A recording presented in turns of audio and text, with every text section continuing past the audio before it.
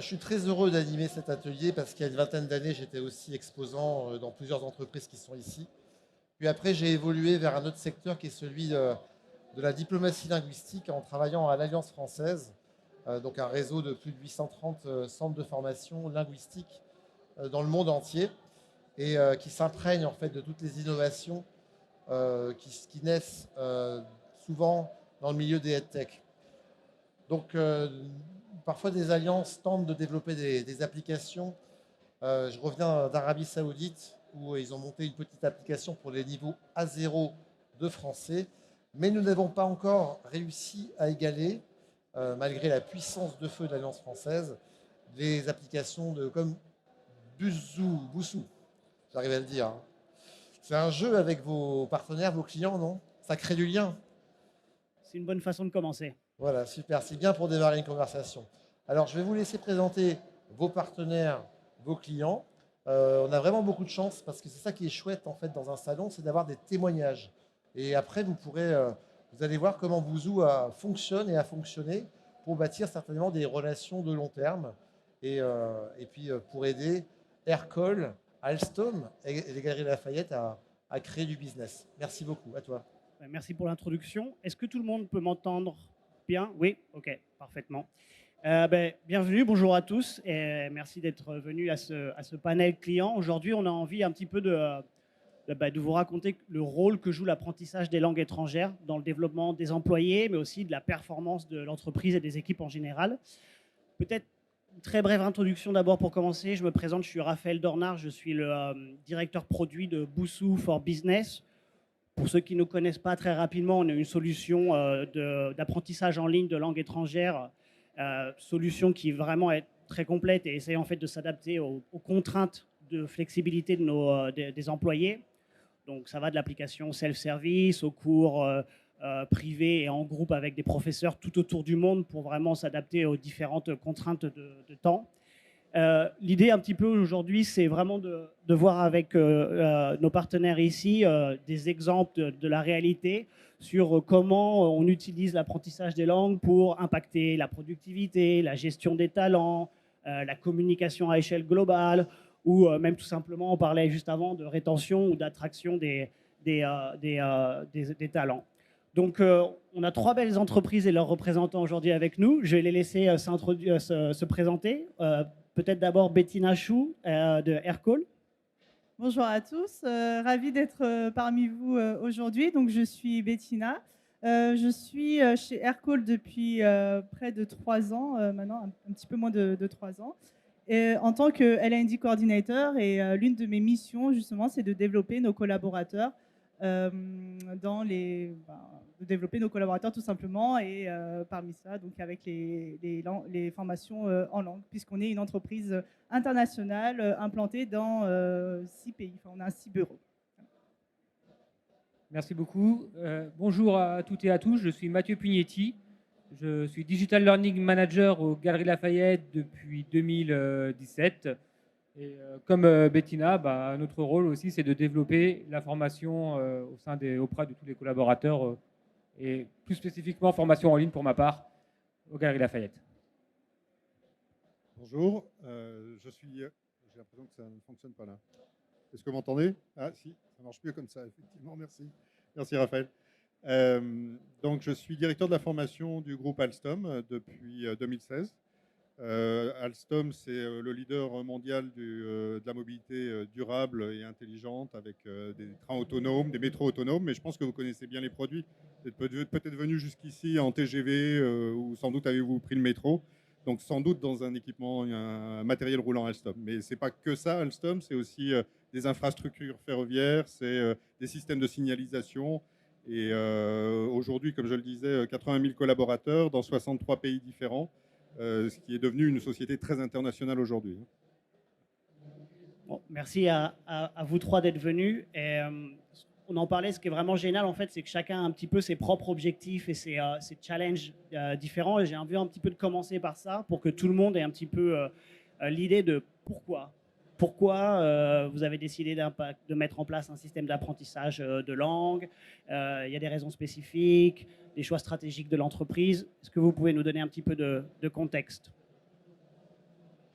Mathieu. Donc, bon, tout d'abord, pour revenir un peu en arrière, il y a toujours, depuis très longtemps, il y a de la formation digitale aux Galeries Lafayette, mais elle était quand même adressée plus spécifiquement à un public de cadres supérieurs, managers. Donc à l'époque, en 2017, il y avait à peu près 12 000 collaborateurs et la formation en ligne était accessible uniquement pour les top managers, 250 personnes. En 2017, les Galeries Lafayette ont fait le choix d'ouvrir la formation digitale à l'ensemble des salariés Galeries Lafayette, donc à l'époque de 12 000 personnes environ, d'un coup. Donc, rendre la formation en ligne accessible à la fois aux cadres dans les bureaux, mais également aux agents logistiques dans les entrepôts et aux populations sièges dans les bureaux. On s'est aperçu qu'il y avait un souhait, une demande qui était assez forte de la part des collaborateurs de se développer personnellement. On avait fait déjà, avant Bouzou, on avait lancé une autre formation qui s'appelait, mais ce n'était pas sur les langues, c'était sur l'orthographe. Vous connaissez probablement Voltaire. Ça avait eu pas mal de succès. Les collaborateurs avaient été demandeurs et on avait beaucoup de demandes pour aussi poursuivre ce développement personnel avec l'anglais. Et en faisant nos recherches sur les différentes sociétés langues, voilà, Bouzou non seulement répondait à cette demande de l'anglais avec une solution qui était très moderne, mais en plus ça allait plus loin parce qu'il y avait des formations en ligne sur le français et aux Galeries Lafayette, malgré qu'on soit une entreprise française, on a des collaborateurs étrangers, notamment voilà, en magasin, à Haussmann, et aussi dans les entrepôts, et aussi proposer non pas une langue, non pas deux langues avec le français, mais plus de, à l'époque déjà 10 langues. Donc voilà, c'est pour ça qu'on s'est lancé dans l'aventure avec Bouzou. Pour ce qui concerne Alstom, c'était un enjeu de croissance des effectifs très rapide entre 2015 et des années récentes, 2021-2022. On est passé, et on le souhaitait, passer et croître de manière très rapide de 30 000 collaborateurs à 80 000 aujourd'hui. Et la stratégie learning dans tous les domaines a toujours été plutôt, sur cette période-là, la digitalisation, de manière justement pouvoir propager la connaissance à grande échelle, la rendre disponible en tout lieu, à tout moment, au travers de n'importe quel équipement, que ce soit un téléphone, une tablette, un ordinateur. Et Bouzou répondait exactement à notre besoin de ce point de vue-là, puisque en plus d'être tout à fait responsive, adaptable à n'importe quel équipement, on a la possibilité aussi de suivre des formations live, mais depuis ces mêmes équipements à distance avec des formateurs. Donc on a la double possibilité finalement de se former sur 15 langues en parallèle si on le souhaite. Évidemment, ça arrive à peu près jamais, mais les collaborateurs ont un accès totalement libre et ouvert à toutes ces formations-là dans la langue qu'ils souhaitent, particulièrement utile évidemment dans un contexte d'expatriation, puisque nos collaborateurs sont amenés à travailler dans des pays où les structures Alstom et puis aussi le monde ferroviaire demandent à être développés davantage. Donc on a beaucoup d'expatriation avec des gens qui ont besoin d'apprendre la langue du pays dans lequel ils sont affectés. Et c'est une très bonne solution, à nouveau d'un point de vue digital learning pur, asynchrone, mais aussi d'un point de vue session live avec des formateurs qui sont des natifs de la langue du pays, de la langue qu'ils souhaitent apprendre. Et il y a aussi un atout très intéressant pour nous, qui est un moyen de motiver finalement les utilisateurs à l'utilisation de ces solutions-là, c'est la possibilité d'obtenir un certificat. C'est-à-dire que, bon, on l'a constaté, c'est un bon moyen finalement de mobiliser les collaborateurs, d'avoir la possibilité de voir son parcours reconnu après une évaluation et un certificat qui atteste finalement de leur niveau de compétence. Donc l'ensemble de cette combinaison-là s'est avéré très efficace dans les usages qu'on a fait chez Alstom jusqu'à présent. Et du coup, donc Aircall, c'est une société voilà, qui développe et qui vend des solutions de téléphonie donc pour des entreprises. Donc on est en service B2B. Et donc on a à présent 700 collaborateurs, mais c'est vrai qu'on a eu une grosse croissance ces dernières années. Donc par exemple, dès que je suis arrivée, donc en avril 2021, on était à peine 300. Maintenant, on est à 700. Et donc, vu qu'on est aussi dans 6 pays, enfin, on a des collaborateurs dans 6 pays, il nous fallait en fait trouver voilà, il fallait former en fait nos collaborateurs pour qu'ils soient plus à l'aise, pour qu'ils communiquent entre eux, sachant que notre langue de travail, c'est vraiment l'anglais. Donc, c'est pour ça qu'on s'est, on va dire, enfin, notre objectif et notre priorité, c'était de développer voilà, nos collaborateurs avec des formations de langue. Mais également, en fait, ce qu'on s'est rendu compte, donc la moyenne d'âge en fait, chez Aircall, c'est 31 ans. Et leur préférence vraiment de formation chez nos collaborateurs, c'est la digitalisation, c'est d'apprendre en fait à leur rythme et via une plateforme et non pas en classe avec un instructeur. Donc voilà pourquoi on s'est aussi dirigé vers Boost.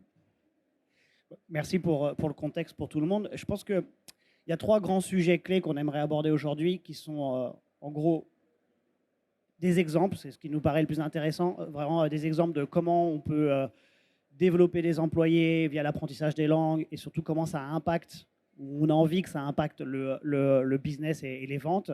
Et deuxième point, c'est la diversité et l'inclusion, qui est vraiment clé aussi dans beaucoup d'entreprises. Et ensuite, tout ce qui est rétention et attraction des talents. Je vais commencer avec la première chose, donc développement des employés et impact business-vente. Peut-être Mathieu, on en parlait tout à l'heure. Tu peux nous raconter un petit peu exemple et pourquoi l'importance que ça a en fait l'apprentissage des langues chez Galeries Lafayette sur cet aspect-là. Oui, merci pour la question. Tout à fait. Alors, au Galeries Lafayette, bon, vous connaissez le magasin d'Haussmann qui accueille une grosse partie de la clientèle est une clientèle étrangère. Le personnel de vente, voilà, doit être en mesure d'accueillir cette clientèle étrangère.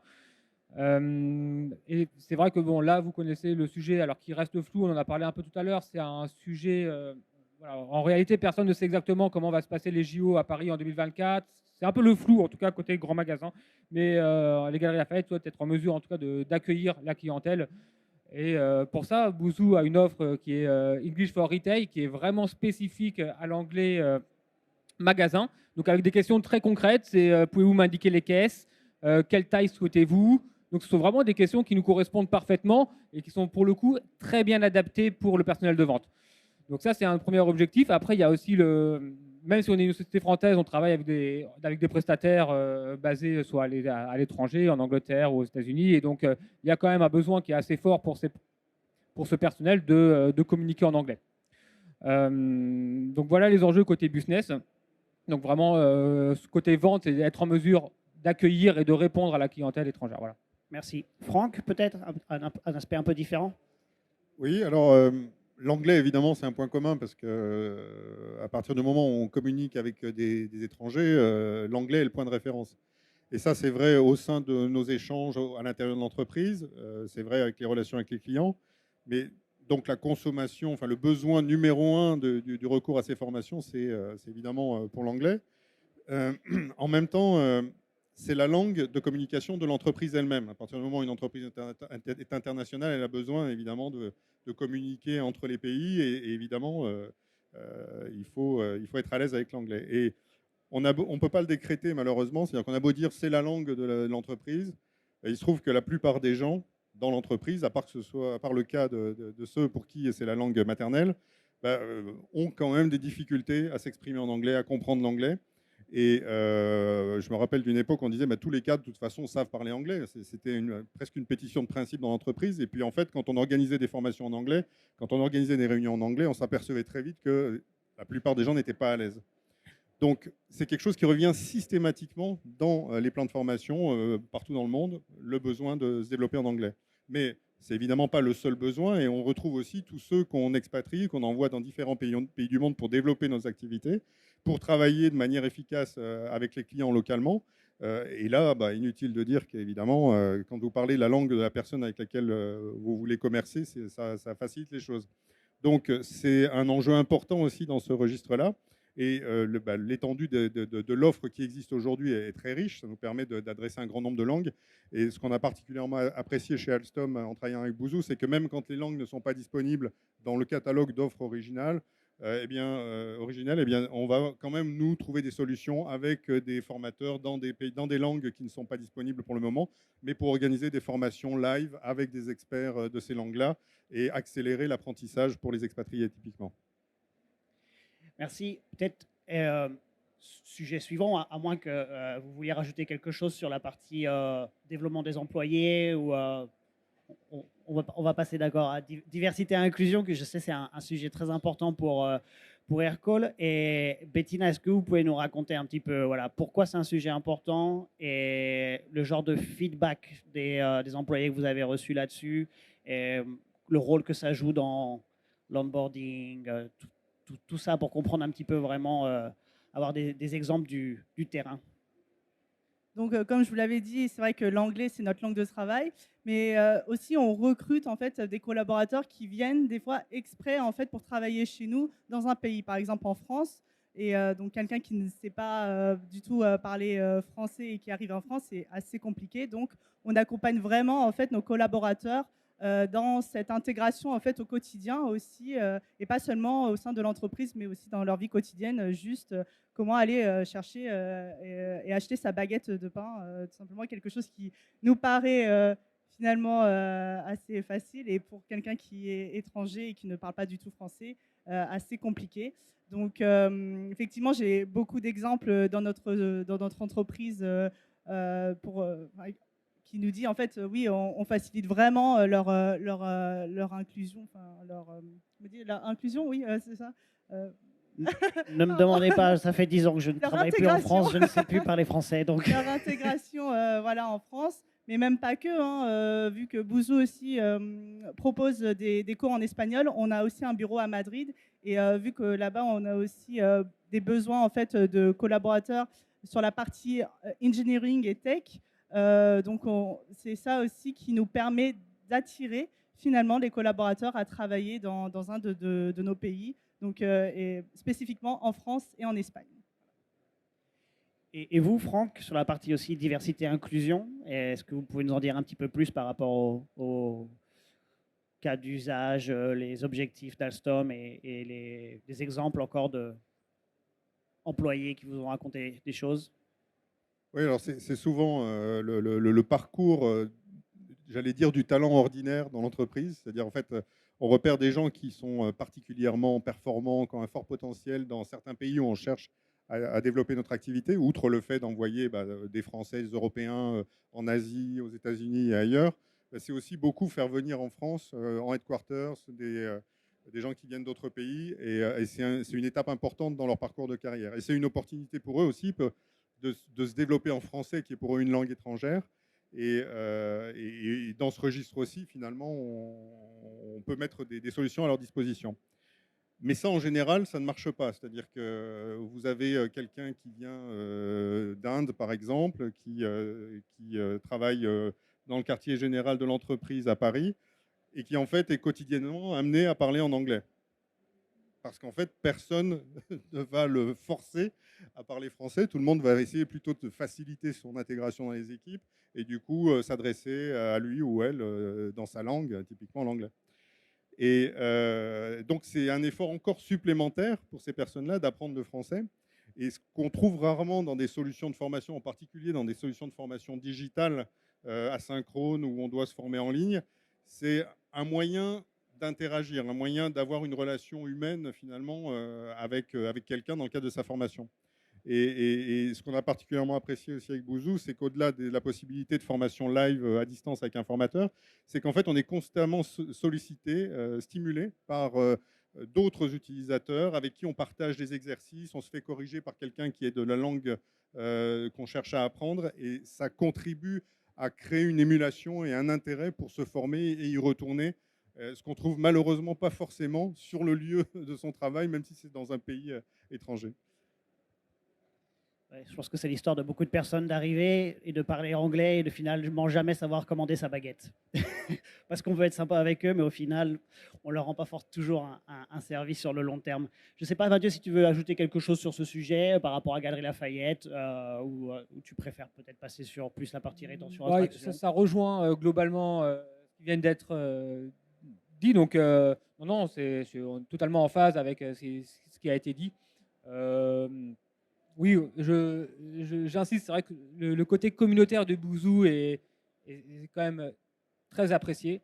C'est vrai qu'il y a le côté on corrige, on se fait corriger, il y a des demandes d'autres personnes, d'autres utilisateurs de Bouzou, on reçoit des notifications, un tel qui est au Japon ou n'importe où souhaiterait que tu lui corriges son exercice en français. Et donc du coup, il y a cette entraide qui est là. Et bon, il y a ça, il y a le côté des points, toute la partie gamification. Enfin, ce côté-là est vraiment super chez Bouzou. Voilà, tout le monde le reconnaît et tout le monde est assez unanime là-dessus en tout cas. Ok, merci. Donc, parlons peut-être un petit peu rétention-attraction, qui est un autre sujet aussi en général pour tout ce qui est Learning and Development Management en général et les personnes à la charge de ça comme vous. Attraction, c'est marrant, on parle souvent de rétention, mais justement, Bettina me disait juste avant, non, mais nous, c'est l'attraction. Est-ce que tu peux nous en dire un peu plus? Oui, bien sûr. Donc en fait, chez Aircall, ça fait partie de notre EVP. Donc EVP, chez nous, ça veut dire Employee Value Proposition. Donc en fait, en échange en fait, du savoir-faire en fait, de notre collaborateur, qu'est-ce qu'on leur offre? Ok, des possibilités de développement, le salaire, voilà. Et en fait, l'offre de langue, finalement, chez nous, fait vraiment partie de notre Employee Value Proposition. Et c'est pour ça qu'on réussit, si j'ai envie de dire, d'attirer en fait des collaborateurs à venir travailler pour nous et chez nous. Et j'imagine que c'est surtout intéressant quand tu as un étranger qui vient en France ou un étranger et c'est un petit peu ton point de vente de. On avait dit qu'on n'irait pas se tutoyer en public. Je suis en train de te tutoyer. Bon, mais c'est un petit peu le point d'entrée par rapport à surtout ce genre de talent-là, j'imagine, venant de l'étranger, non? Oui, exactement. Parce qu'on a, par exemple, des skills, des compétences voilà, qu'on ne trouve pas forcément sur le marché français, qui sont assez spécifiques, qu'on va chercher dans d'autres pays. Et c'est un moyen voilà, aussi d'attirer, parce qu'on sait qu'ils ont d'autres propositions, évidemment, puisqu'ils sont quand même assez rares sur le marché, surtout le marché de la tech. Ok. Et Mathieu, en termes de rétention, je sais que peut-être quelques mots là-dessus par rapport aux objectifs de Galeries Lafayette. Oui. Tous les collaborateurs, quand ils arrivent, ils ont un parcours d'intégration. C'est vrai que, comme toutes les entreprises, les Galeries Lafayette répondent à des obligations légales de formation et la formation digitale est assez pratique pour former en masse des collaborateurs. Je pense notamment à tout ce qui est RGPD, lutte anticorruption. Chez nous, on a aussi des formations sur la lutte anti-blanchiment d'argent. Il y a pas mal de formations qui sont obligatoires. Et les Galeries Lafayette avaient le souhait, on souhaitait nous proposer quand même, proposer une vraie valeur ajoutée aux collaborateurs en termes de formation. Et c'est un peu, Bouzou, sincèrement, hein, c'est un peu la vitrine, enfin j'exagère à peine, hein, c'est vraiment la vitrine de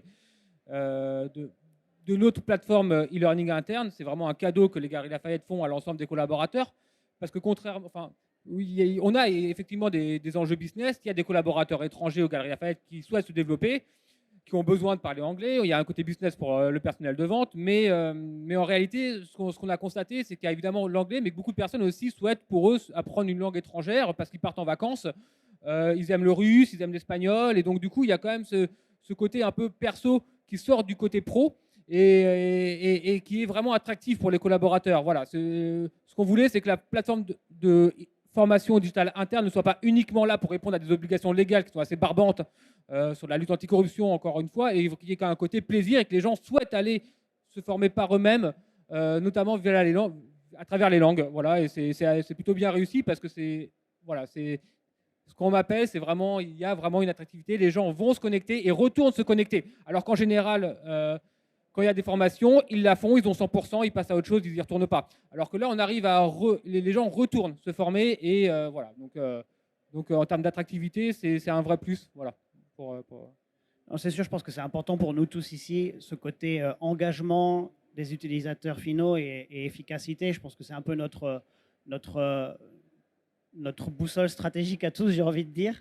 Et justement, peut-être parlant de ça, je veux juste terminer peut-être sur la partie rétention parce que Franck, vous m'aviez parlé de l'exemple de l'engagement survey. Peut-être que vous pouvez un peu mentionner. Je pense que c'est intéressant comme exemple de la vie réelle. Et après, on peut peut-être passer un peu plus sur le côté accompagnement de nos utilisateurs pour vraiment se lancer dans l'expérience, etc. Donc peut-être terminer sur la partie engagement survey pour rétention.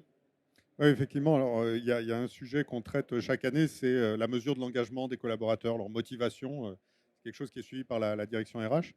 Et pendant plusieurs années, on a constaté qu'on avait un niveau qui n'était pas satisfaisant. Enfin, on cherchait à le faire progresser. Et pour ça, on a mené une enquête, savoir quels étaient les motifs pour lesquels cette motivation n'était pas au niveau attendu. Et en particulier pour ce qui avait à voir avec des sujets RH et ce qui nous concernait à ce moment-là. Et l'élément le plus fort, celui qui remontait le plus et qui était même corrélé avec les entretiens de sortie après avoir quitté l'entreprise, enfin au moment de quitter l'entreprise, c'était la possibilité ou le manque perçu de possibilité de se développer personnellement en termes d'évolution de carrière et de formation, de développement de ses compétences. Et ils affichaient à ce moment-là un défaut de ce côté-là, une insuffisance. Et il se trouve que parmi les axes, alors il y avait deux aspects, il y avait un axe un peu carrière et puis il y avait un axe plutôt développement de compétences. Et dans le domaine du développement des compétences, il y a un sujet qui concerne absolument tout le monde, potentiellement, mais en tout cas au-delà des métiers finalement, c'est bien l'apprentissage des langues. Et parmi les changements qu'on a mis en place, on a mis en place du libre service dans différents domaines de formation sur une plateforme où ils pouvaient librement accéder à toutes les formations suivant leur choix, c'est-à-dire sans les limiter, hein, sans les cantonner en silo à un domaine professionnel, mais vraiment en laissant tout ouvert.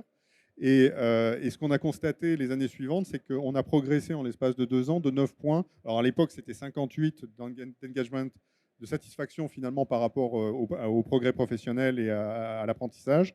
On est passé de 58 à 67 en l'espace de 2 ans, au moment où on mettait en place cette plateforme et en particulier Bouzou. Donc ça a généré beaucoup de satisfaction et qui a été reconnu par les salariés même au moment de ces étapes annuelles où on recherchait à savoir quelle était leur satisfaction par rapport au fait de travailler dans l'entreprise.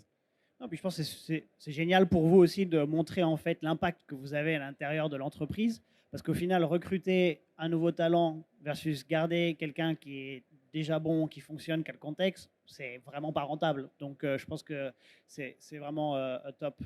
Et peut-être dernier point, je pensais qu'on était plus en retard que ça. Je vois qu'il y a un chrono, mais on avait commencé en retard, donc on est bien en termes de temps.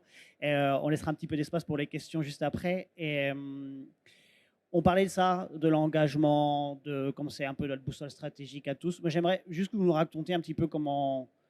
Vous en avez déjà pas mal parlé du rôle que joue Boussou en général sur l'ensemble de ces sujets, mais aussi peut-être voilà, de la collaboration, comment ça s'est passé, essayer d'activer les utilisateurs, l'accompagnement que vous avez au quotidien sur comment ça va en termes d'engagement ou pas. Est-ce que vous pouvez nous en dire un petit peu plus de toute cette partie collaborative avec nos équipes? Alors, je vais peut-être en dire 2 mots rapidement. On a des programmes de promotion de l'usage des solutions de formation qu'on met en place, et en particulier des challenges où on encourage les gens à se former, on cherche à développer cette culture learning. Et à l'occasion de ces événements, ce qu'on organise, c'est des sortes de learning week où on présente, on fait connaître l'offre. Parce que un premier frein finalement à l'adoption, c'est déjà la méconnaissance de la solution, le fait que ça soit disponible, comment y accéder. Et donc là, de ce point de vue-là, on a reçu beaucoup de soutien des équipes Bouzou qui ont régulièrement, dans tous les événements qu'on a organisés, pris la parole directement pour expliquer, faire des démos, répondre aux questions des utilisateurs qui voulaient en savoir plus, comment tout ça pouvait fonctionner, comment ils pouvaient en profiter. Ça a été un élément très important pour nous, là, de nous accompagner aussi dans la communication qu'on faisait à destination des utilisateurs. Un autre aspect qui est plus technique, mais qui était très important pour nous, en particulier au moment où on a réalisé l'acquisition de Bombardier. Enfin, on a doublé de taille en 2021. Là, on est passé de plus de 40 000 collaborateurs à plus de 80 000 récemment. Et au jour 1 de l'intégration de ces collaborateurs, on devait mettre à disposition toutes nos plateformes de formation. Et donc c'était un moment particulièrement critique pour nous parce qu'il fallait être certain que tout le monde puisse accéder à tout et que ça marche et qu'en moment de cliquer, il n'y ait pas un message d'erreur ou quoi que ce soit. Et là, ça a été un vrai exploit, c'est-à-dire que le jour 1 de l'intégration des salariés, on leur paramétrait les accès à nos systèmes et ils avaient accédé, le premier outil finalement auquel ils avaient accès, outre Windows, c'était la plateforme Learning et donc les formations, y compris les formations en langue. Et bon, voilà, ça c'était quand même un bel exploit technique parce que relier des plateformes, c'est des plateformes que vous avez dans l'entreprise, on les fait passer par, vous devez être habitué à ça, les single sign-on, mais voilà, il faut que les salariés soient reconnus par la plateforme sans avoir à rentrer un login, un password. Bon, tout ça s'est passé de manière totalement transparente, on n'a eu aucun souci et ça c'était vraiment satisfaisant. Hein. Oui, c'est un peu pareil. Hein, on est plus que satisfait de la relation avec Bouzou aujourd'hui. En tout cas, pour ma part, il y a quand même une réactivité qui est quand même assez forte de la part de vos équipes. Donc, une réactivité sur le plan aussi technique. Hein, pareil, on est chez 360 Learning, donc il y a eu une intégration qui a été faite avec le LMS qui marche assez bien. Il y a la partie aussi, pareil, SSO qui a été mise en place, donc aucun souci pour se connecter et se loguer. à la fois sur PC mais aussi sur mobile. Et on a un accompagnement sur la partie marketing qui est aussi assez très forte. D'ailleurs, je vous remercie. Il y a une vidéo qui est sortie avant-hier, je crois, sur le côté Galerie Lafayette, donc, qui a été réalisée par les équipes de Bouzou, donc on vous remercie. Et voilà, il y a à la fois une vidéo, mais également des affiches qu'on utilise pour les campagnes de communication. Donc nous, on a aussi une sorte de learning week. Enfin, c'est pas une learning week, c'est une learning day plutôt. Et encore, oui, une learning, ça dure une journée. Et on a après des systèmes de newsletters, formations qu'on lance assez régulièrement et dans lequel on essaie de communiquer autour de l'offre. Parce que le problème, c'est pas tant la solution en elle-même qui fonctionne très bien. Pour que les gens y aillent, déjà, il faut qu'ils en aient connaissance. Et bon, ça, je pense que c'est le souci de beaucoup de sociétés, c'est qu'il y a des choses super, mais des fois, malheureusement, ils y vont pas. Enfin, c'est pas utilisé parce que les gens ne savent pas que ça existe. Donc voilà, c'est toujours communiqué. Voilà. Toujours à juste, pour pas non plus spammer, mais avoir le bon dosage à chaque fois. Voilà. Il nous reste peu de temps. Je vais ouvrir un petit peu de questions pour finir avant de remercier nos interlocuteurs. Est-ce que ouais, je peux prendre des questions?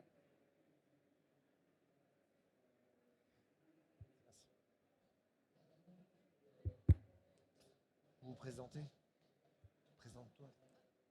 Bonjour, je viens d'une société qui fait le consulting et training. Donc, j'ai un petit peu le problème inversé avec l'anglais. C'est ma langue maternelle et le français, ma grande difficulté. Mais la question que je veux poser, c'est où se trouve la culture en cette conversation de la langue ou de déménager pour le travail dans votre propre entreprise ou société. Merci. Super, merci. Je peux faire une mini-introduction et après je vous laisse rebondir. La culture, on parlait de ça tout à l'heure, l'anglais pour les ventes, l'anglais pour... On a tout un programme pédagogique aussi qui est l'anglais, j'en sais rien. Pas l'anglais évidemment, mais plutôt l'espagnol sud-américain ou l'anglais pour des choses du quotidien ou pour le voyage. Donc en fait, je pense qu'il y a, par rapport à la culture, je pense qu'il y a un premier point évidemment pédagogique là-dessus. Et après, tout ce qui est important aussi, c'est ce qu'on disait sur la communauté. C'est vraiment, il y a une interaction avec, j'apprends le japonais et j'ai quelqu'un au Japon qui me corrige et qui me donne des tips sur ma prononciation, etc. Et je pense que tout ça, en effet, ça aide aussi un petit peu à comprendre le côté culturel. Genre, quand quelqu'un me corrige, me demande « Merci, ça va ?» Et là, les gens disent « Bonjour, oui, ça va bien. » Et ça, en français, ça va? Et toi, ça va? C'est un peu ce genre de feedback que les utilisateurs donnent pour dire vraiment dans le contexte culturel comment vous devriez utiliser ça. Je ne sais pas si j'ai répondu à votre question ou si quelqu'un veut... Alors, du point de vue culture d'entreprise, en tout cas, alors effectivement, il y a l'aspect, on découvre la culture en se formant, ça c'est certain. Il y a aussi que, en tout cas chez Alstom, on a ce qu'on appelle les valeurs du groupe, c'est agilité, inclusion, responsabilité.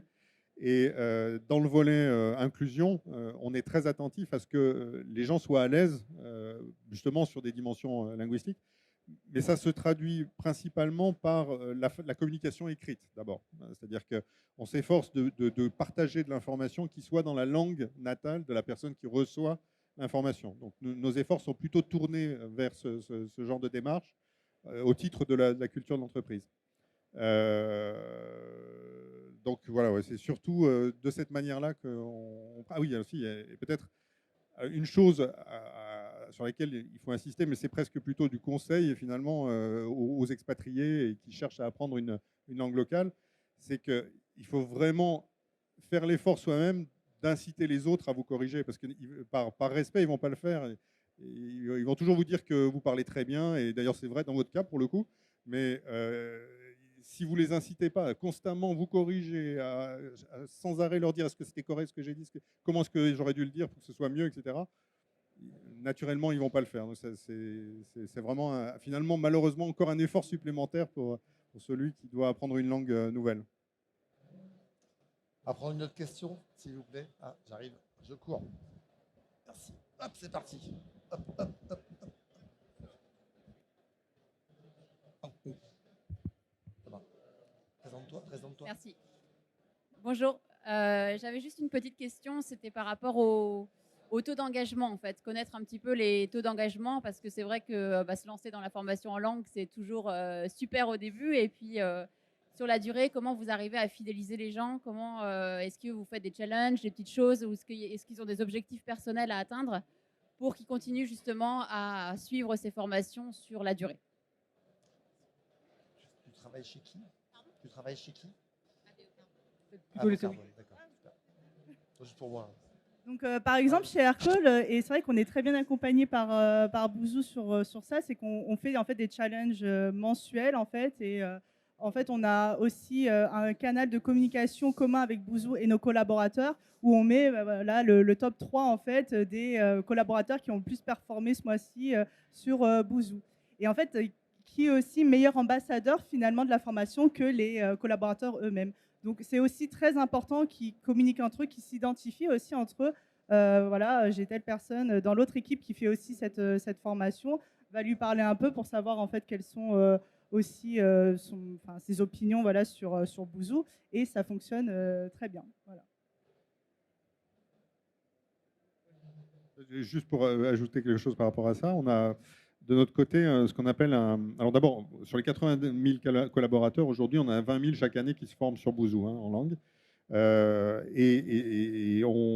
Alors au-delà de l'aspect initiative, Learning Week, promotion de la formation, de la culture learning dans le groupe, il y a intrinsèquement dans les parcours qui sont mis en place une gamification, on en parlait tout à l'heure, il y a la possibilité d'obtenir un certificat. Donc ça, c'est un coup de coude intéressant aux apprenants, c'est-à-dire que quand ils y vont, c'est aussi dans l'idée de se dire qu'ils vont peut-être obtenir le certificat et derrière, ils vont pouvoir améliorer leur profil, le valoriser sur LinkedIn, enfin ce genre de choses. Donc ça, c'est un atout aussi considérable. Et dans les initiatives learning, donc de développement de la culture learning, on a ce qu'on appelle le Learning Index, qui est encore une sorte de coup de coude, de nudge là, pour les attirer à se former davantage. C'est-à-dire qu'à chaque fois qu'ils se connectent à la plateforme de formation, ils voient où ils en sont par rapport à leur Learning Index. Donc c'est un pourcentage par rapport à un nombre d'heures cibles sur l'année. Et donc à chaque fois qu'ils se connectent, ils ont sous les yeux qu'ils se rapprochent de la cible pour la cible annuelle en termes de formation. Donc voilà, on essaye de multiplier finalement les incitations à se former et ça fonctionne plutôt bien, et notamment en langue où quand même le volume et l'adoption de la solution est énorme par rapport à l'ensemble de la population. Tous ne sont pas, les 20 000 ne sont pas exposés aux besoins impérieux d'apprendre une nouvelle langue dans leur activité professionnelle. Néanmoins, les 20 000 le font, quoi. Alan, je pense que je vais clore avant que tu me tues, tout simplement. Help yourself. Donc, je vais clore ça parce que je vois qu'on est un petit peu hors temps. Et merci beaucoup. Un grand merci. Peut-être applaudissements, s'il vous plaît, pour nos interlocuteurs qui sont venus aujourd'hui nous raconter un peu des problèmes de la vie réelle. Et très content de cette session. Si vous avez d'autres questions, j'ai aussi des collègues, vous pouvez lever la main, ils sont là, regardez. Si vous voulez en savoir plus, etc., vous pouvez parler directement avec eux. Ou nous sommes aussi au stand P74, qui est à côté du Speaker Lounge, si je ne me trompe pas. Donc voilà, je vous souhaite une très bonne journée. J'espère que ça aura été utile pour vous. Merci beaucoup. Merci à vous tous. Bon appétit.